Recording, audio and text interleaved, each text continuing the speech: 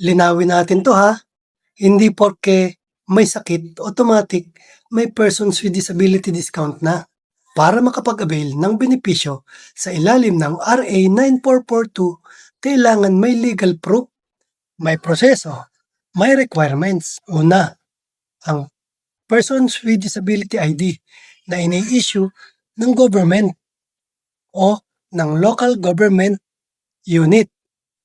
Ito ang pangunahing patunay na ikaw ay rehistradong person with disability.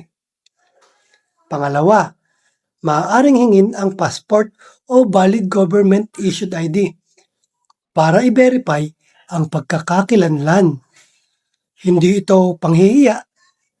Bahagi ito ng tamang proseso. Mahalaga ring tandaan, hindi pwedeng i-combine ang Persons with Disability discount sa ibang promo kung mas mataas na ang discount na ibibigay at ang Person with Disability discount ay para sa exclusive use at enjoyment ng mismong person with disability lamang. Ibig sabihin, hindi ito transferable at hindi rin ito pwedeng i-extend sa buong grupo o pamilya. Ang Person with Disability discount ay karapatan.